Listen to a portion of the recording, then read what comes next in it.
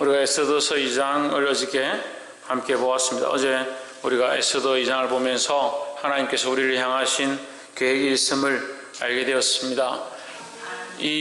제가 어제 그 말씀을 전하면서 첫 번째, 두 번째, 세 번째라는 것을 명확하게 말하지 않았다. 그래서 첫 번째, 두 번째, 세 번째를 잘 모르겠다 이렇게 얘기를 하는데, 첫 번째, 두 번째, 세 번째를 꼭 뭐 1번 이거라 하고 2번 이거라 해야 알아듣는 것 같은데, 어제 2장은 시제에 대해서 제가 얘기했죠. 시제, 과거, 현재, 미래. 과거에는 하나님께서 우리가 고난과 어려운 때가 있었지만 그 고난과 어려운 그 과거를 그냥 지나친 것처럼 보이고, 우리가 그냥 세월이 흘러서 지금 여기에 이런 것처럼 보이지만 그 과거 가운데도 하나님께서 역사하시고 우리를 인도하시고 계셨다라는 거죠. 그것은 또한 하나님의 계획 안에 있다라는 겁니다.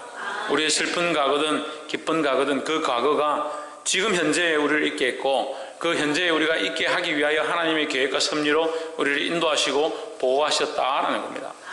또한 현재에 지금 내가 있는 것은 하나님의 은혜라는 사실을 기억해야 하는 겁니다. 현재에 내가 있는 것이 하나님의 은혜고, 현재에 나를 만드신 것도 하나님의 계획이 있음을 알아야 된다는 거죠. 현재의 나를 통해서 또한 하나님께서 이루실 놀라운 계획을 가지고 있는데, 그게 뭐냐? 우리의 미래다라는 거죠. 우리의 미래는 보이지 않지만 하나님께서 이것을 그냥 흘려보내는 것이 아니라, 모르드게를 우연히 그 문 앞에서 왕의 반역자들을 알게 되어 그것을 고하여서 그 사람들을 죽였던 것과 같이, 우리가 보기에는 우연인 것처럼 우리 앞에 일어나고 수많은 상황들이 펼쳐지겠지만 이 미래는 결국 하나님의 더 큰 계획 속에서 우리를 인도하시는 하나님의 섭리다라는 거죠. 그래서 현재든 과거든 현재든 미래든 하나님의 섭리와 계획 속에 있음을 항상 기억하고, 하나님의 시각을 가지고 하나님의 뜻이 무엇일까, 하나님 우리를 어떻게 인도하고 우리가 어떻게 살아가길 원하실까, 그 말씀을 기억하면서 순종하게 되기를 주의 이름으로 축복합니다. 그래서 이제 3장이 왔습니다. 3장 한번 봅시다. 1절에 그 후에 아하수에로 왕이 아각 사람 함므다다의 아들 하만의 지위를 높이 올려 모든 함께 있는 대신 위에 두니 했습니다. 그러면 하만이라는 사람은 총리 대신 총리와 같은 자, 그래서 왕의 바로 아래 모든 대신들이 있는데, 왕 밑에 대신들이 있는데 그 중에서 제일 높으니까 왕 바로 밑에 직속이다, 그렇게 볼 수 있죠.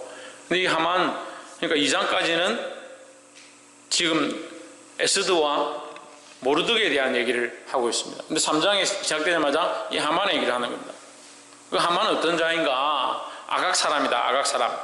이게 우리가 아각 사람이라는 것에서 하만의 이 소속을 알 수 있는데, 어디 사람이냐? 아각이라는 것은 아말렉을 말합니다. 아말렉.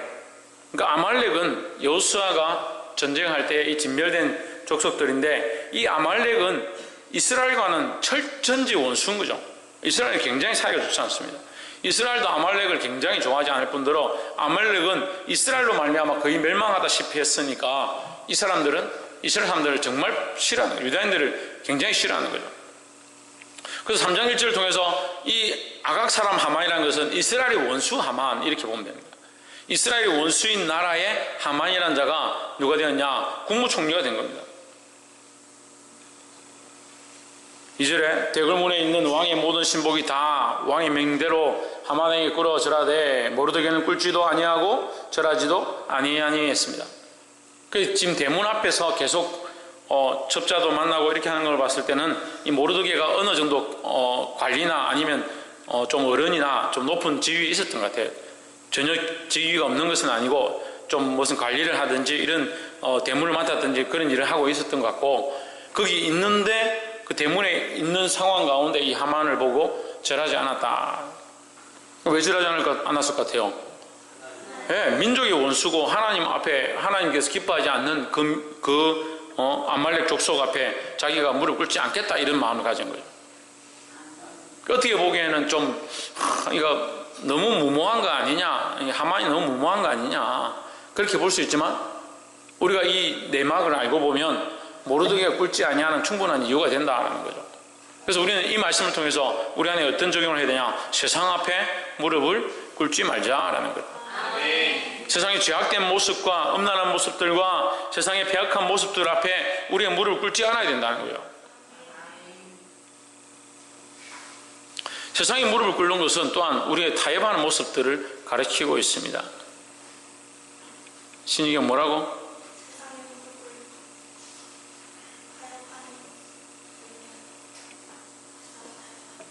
세상에 무릎을 꿇는 것은 세상과 타협하는 자의 모습을 드러내고 있다라는 겁니다. 3절에 대궐문에 있는 왕의 신복이 모르드게에게 이르되 너는 어찌하여 왕의 명령을 거역하느냐. 그러니까 우리가 세상의 앞에 믿음으로 살고 하나님 뜻대로 살려고 하면 많은 사람들이 너는 왜 너 혼자 그렇게 살고 있느냐, 왜 그렇게 하려고 하느냐, 이런 얘기들을 많이 합니다. 그 주로요, 한 사람과 직장 상사라든지 아니면 친구라든지 학교 선배라든지 이런 사람들과 부딪힐 때는 믿음을 지키는 사람들이 많이 있습니다. 근데 주위 사람들이 네 왜 꼭 그렇게 하냐, 그렇게 하지 않아도 되지 않느냐, 많은 그리스도인들이 그렇게 잘 죽고 있지 않지 않느냐, 이렇게 하면 쉽게 넘어지는 거예요. 그래서 이것도요 흘러오는 거예요. 보세요, 처음에는 하만을 통해서, 또 하나님 그 왕의 명령으로, 그 다음에 주위 사람들을 통해서 여러 가지 모양으로 다각도로 미혹이나 위협이나 급박이 있다라는 거죠. 근데 어떻게 합니까? 모르드게는 끝까지 믿음을 지키는 거죠. 4절에 날마다 권하되 했습니다. 그냥 한 번 말한 게 아니라 날마다 권하되. 모르드게가 듣지 아니하고 자기는 유다인임을 알렸더니 그들이 모르드게의 일이 어찌 되나 보고자 하여 하만에게 전하였더라 했습니다. 어찌 되나 보고자 하여 했습니다. 우리가 믿음을 지키면요, 주위에 있는 사람들은, 우리 주위에 있는 사람들은요, 저 사람이 저 믿음 지켜가지고 어떻게 되나 한번 보자, 저렇게 교회 열심히 다니고 어떻게 되나 보자, 그렇게 하는 사람들이 많이 있습니다. 또한 원수는요, 영적 원수들은 사단 마귀와 악한 것들은 우리가 어떻게 되느냐, 끝까지 믿음을 지킬 수 있느냐, 우리를 계속 바라보고 공격한다는 거예요. 그 악한 것들에게 지지 말아야 된다는 거예요. 믿음으로 악을 이기고 선으로 악을 이기는 자들이 되어야 한다는 겁니다. 할렐루야. 그래서 첫 번째, 뭐 하지 말자? 세상에 무릎을 꿇지 말자. 5절에 하만이 모르드게가 꿇지도 아니하고 절하지도 아니함을 보고 심히 노하더니 6절에 저희가 모르드게의 민족을 하만에게 고한 거로 하만이 모르드게만 죽이는 것이 경하다 하고 아수에르의 온 나라에 있는 유다인 곧 모르드게의 민족을 다 멸하고자 하더라. 자, 결국 이 하만이 모르드게 그 자기에게 무릎 꿇지 아니하는 걸 보고 모르드게만 공격하고자 하는 게 아니라 결국 유다인들까지 공격하려고 하는 겁니다. 그러면 모르드게를 무너뜨리면 유다인들을 무너뜨릴 수 있는 거죠. 우리가 믿음의 일들을 할 때에 내가 믿음을 지키면 많은 사람들을 살릴 수 있습니다. 내게 맡겨진 영혼들과 내가 살릴 수 있는 영혼들이 수없이 우리 앞에 있습니다. 그런데 내가 믿음을 지키지 못하면 그 영혼들을 살릴 수 없는 거예요. 자기가 믿음으로 나아가면요, 교사들도 믿음으로 서 있는 사람들은 특별히 전도하고 특별히 어떻게 하지 않는데도 결국 나갔던 영혼들이, 떠나있던 영혼들이 다시 돌아와서 그 반이 부흥하는 이런 모습들을 제가 많이 보았습니다. 그런데 교사가 믿음을 서 있지 못하고 하나님 바라보지 못하고 흔들리고 넘어지면 결국 그 반이 제대로 서지 못하는 것들을 보는 겁니다. 우리는 어떻게 해야 되냐? 내가 맡은 자리 가운데 믿음을 굳건히 지켜야 된다는 거예요. 내가 똑바로 서야 나와 함께 있는 자리 서고 나와 함께 있는 자들이 서야 그 민족이 일어날 수 있다는 겁니다. 모르드게가 믿음을 지킨다는 것, 결국 한편으로 볼 때는 모르드게로 말미암아 유다인들이 죽음의 위협 가운데 닥치는 것처럼 보이지만 반대로 얘기하면 모르드게가 믿음을 지킴으로 말미암아 유다인들이 살게 되는 은혜가 있다는 거죠. 그러면 누가 살아야 됩니까? 내가 먼저 살아나야 된다는 거예요. 누가 무릎을 꿇지 말아야 합니까? 내가 무릎을 꿇지 말아야 됩니다. 누가 무릎을 지켜야 합니까? 믿음을 지켜야 합니까? 내가 믿음을 지켜야 합니다. 내가 믿음을 지키면 많은 영혼들을 살릴 수 있고 이 민족을 지킬 수 있다는 거예요. 이제 무릎을 꿇게 되는 계절이 가까이 오고 있습니다. 다음 주가 되면 이제 세트로 산으로 들러가서 조상들에게 무릎을 꿇겠죠. 우리는 믿음을 지켜야 된다는 겁니다. 우리가 무릎을 꿇어야 될 분은 누굽니까? 예수 그리스도밖에 없다는 거예요. 모든 무릎을 그의 이름 앞에 꿇게 하시고 예수 그리스도를 주로 신한다 했으니까 우리의 무릎은 어디에 꿇어야 되냐? 예수 그리스도 이름 앞에 꿇어야 한다는 거예요. 우리가 잘못 꿇으면 우리가 맡은 영혼들, 우리가 살려야 될 영혼들도 잘못된 데 무릎 꿇게 된다는 거예요. 이 믿음을 지킴으로 많은 영혼들을 바른 대로 인도하고 살릴 수 있기를 주의 이름으로 축복합니다. 옆에서 한번 보십시오. 믿음을 지켜서 나와 함께한 자들도 살립시다. 할렐루야. 9절에 왕이 옳게 여기시거든 조서를 내려 저희를 진멸하소서. 저희가 누구냐? 8절에 하만이 아하수에로 왕에게 이르되 했습니다. 이게 국무총리니까 왕 바로 밑에니까 왕에게 얼마든지 말할 수 있죠. 그리고 왕에게 가서 보고를 하는데 뭐라고 말하냐? 왕의 민족 가운데 왕이 다스리시는 이 큰 땅들 가운데 거기 섞여 사는 민족이 하나 있는데 쓸모없는 민족이다. 법률이 왕이 다스리는 그 백성들과 다르고 그 왕이 다스리는 법을 지키지도 않고 왕의 명령을 지키지도 않고 있는 것이 손해고 그 사이에 섞여 있기 때문에 다른 백성들도 왕의 명령을 지키지 않게 만들어버리는 그런 좋지 않은 민족이다. 그 용납하는 것이 왕에게 무익하니이다 이렇게 했습니다. 9절에 왕이 옳게 여기시거든 조서를 내려 저희를 진멸하소서. 내가 은 1만 달란트를 왕의 일을 맡은 자의 손에 붙여 왕의 부고에 드리리이다. 은 1만 달란트를 주시면 제가 가서 다 처리하고 그 민족을 도말하겠습니다. 이 하만이 왕에게 얘기하는 건요, 왕을 위하여 이거예요. 왕을 위하여, 왕이 이 백성들 잘 다스리기 위하여, 왕의 나라가 부강하기 위하여 저 쓸모없는 민족을 빨리 없애야 왕에게 유익하니까 제가 그것을 위해서 충성하겠습니다. 참 거짓말도 총천연색으로 하죠. 저 민족이 필요 없다, 쓸모없다 하는 것도 자기 생각이고, 그 왕을 위하여 한다고 하는 것도 자기 생각이고, 그걸 위해서 왕이 1만 달란트를 주십시오 하는 것도 자기 생각이고.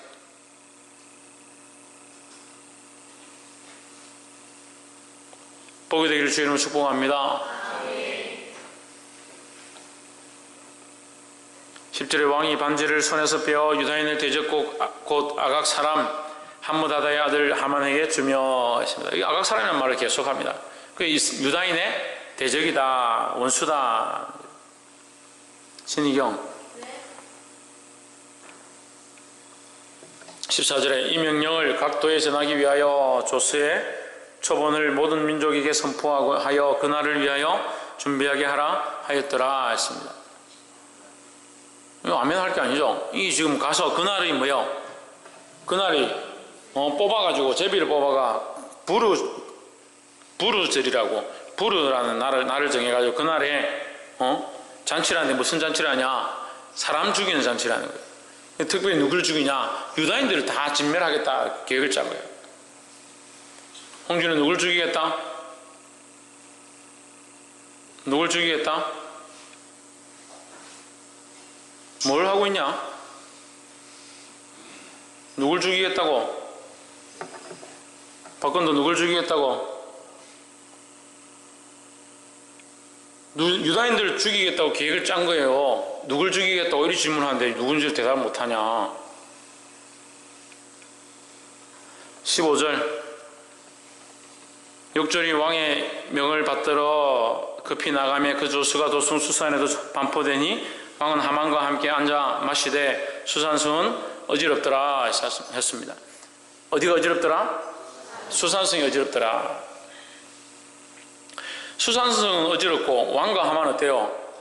함께 앉아 마시는 겁니다. 백성이 어지럽고 백성이 있는 그 도성은 지금 엉망진창이 되었다. 누구를 죽이느냐? 누구를 죽여야 되느냐? 누가 유대인이냐? 우리가 잘못 죽였다가 어떻게 되느냐? 죽여도 되느냐? 뭐 이렇게 막 정신이 없고 있는데 왕과 하만은 기분이 좋아서 앉아 술을 마시고 있는 거예요. 근데 이것은 이제 우리가 이것을 역으로 봐야 돼요. 우리의 모습이 이럴 수 있는 거예요.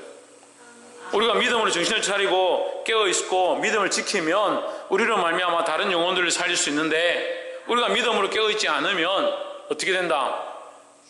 백성들은 죽어가는데 우리는 즐기고 마시게 되는 모습이 된다라는 거예요. 그래서 이 백성들을 놓치지 않고 잃어버리지 않고 죽는데 내어주지 않도록 하기 위해서 깨어있어야 된다는 거예요. 이 깨어있다는 게 뭐냐? 영적 분별력이다 하는 거예요. 홍주는 뭐라고? 깨어있는 게 뭐라고?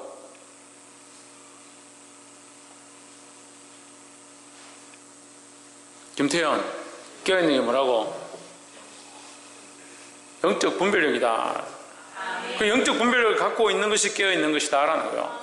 눈을 뜨고 있지만 영적으로 분별할 수 없고, 뭐가 선한 것인지 뭐가 기쁜 것인지 뭐가 하나님 기쁘게 하는 것인지 분별할 수 없다면 그건 깨어있지만 깨어있는 게 아니라는 거예요. 지금 우리가 눈을 감고 있어서 깨어있지 않은 거예요?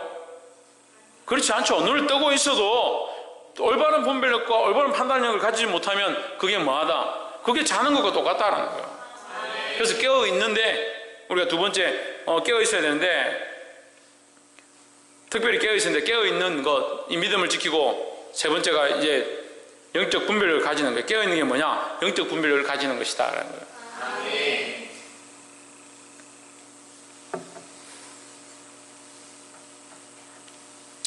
오늘 말씀 우리가 세 가지를 나눴습니다. 첫 번째는 세상에 무릎을 꿇지 말자라는 거죠. 두 번째는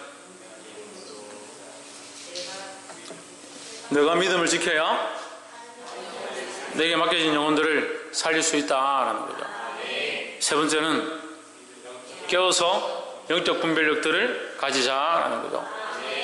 그래서 깨어있는 것과 영적 분별력을 가지는 것은 연결되는 겁니다. 깨어있는 것 자체가 영적 분별을 가지는 것이고, 영적 분별을 가진 자는 깨어있을 수 있다라는 거예요. 이 말씀대로 살아감으로 승리하게 되기를 주의 이름으로 축복합니다. 기도하겠습니다.